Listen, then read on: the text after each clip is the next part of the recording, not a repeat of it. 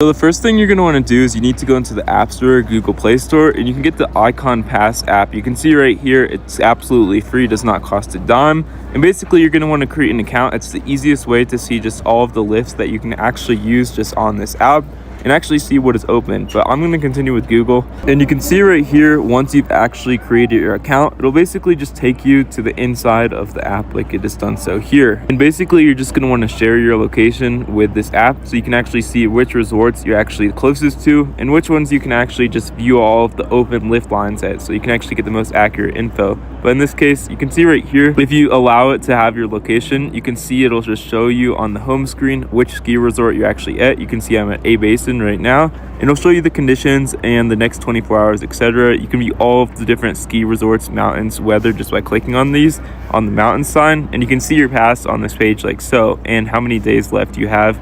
Or if you just want to buy a pass or a couple-day pass just on the screen, this is the easiest way to do it, easier than the website by far.